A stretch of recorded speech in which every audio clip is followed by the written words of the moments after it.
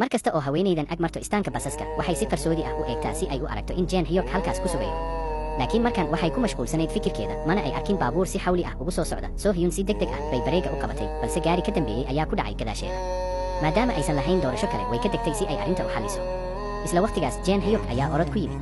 wuxuu si dhaqso ah u hor istaagay isaga oo ka difaacaya So Hyun wuxuuna darawalkii kala siiyay kaarkiisa ganacsi. wuxuu qaaday mas'uuliyadda oo dhan wuxuuna ballan qaaday inuu bixiyo dhammaan khasaaraha. So Hyun qalbigeeda wuu gariiray.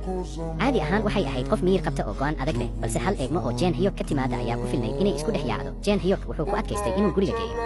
markay u dhawaadeen gurigeeda si lama filaan ah ayuu baabuurka u joojiyey wuxuuna si aamusnaan ah u eegay dashboardka. waxaa la ogaaday in Jane Hyuk uu ka maqlay shaqaale kale in maanta ay tahay dhalashada So Hyun. wuxuu si taxadar leh ugu soo xushay lipstick hadiyad ahaan. walaal ilaahay dartiisa waxaan kaa codsanaa muuqaalka 3 jeer koobi linki u taabo followna na soo dheh. ma ahayn hadiyad qaali ah oo sumcad leh balse qalbi ayuu ka keenay. So Hyun way ka labalabaysay dabadeedna way diiday iyadoo dareemaysa xishood. Jane Hyuk ayaa weydiiyey in hadiyadda ay ula muuqatay mid aad u jaban. So Hyun waxay bixisay dhoola caddayn daciif ah. ma aysan garanayn sida ay u diido wiilkan daacadda ah. ugu dambayn waxay isu keentay geesinimo ay ku sheegto inaysan rabin xiriir kale oo ka dhexeeya labadooda. in la joogistiisa ay u muuqato culays ka badan inta ay qaadi karto. Jane Hyuk ma doodin. wuxuu si adag u qabsaday lipstickii wuxuuna si hoose u yidhi inuu xadgudbay. markay ismacasalaameeyeen si kooban oo aamusnaan leh wuu ka dhaqaaqay isaga oo niyad jabsan. markay eegaysay isagoo sii fogaanaya So Hyun way ogaatay sida uu dhaawacmay. laakiin waxay rumaysnayd in keliya marka ay sii dayso uu badbaadi karo.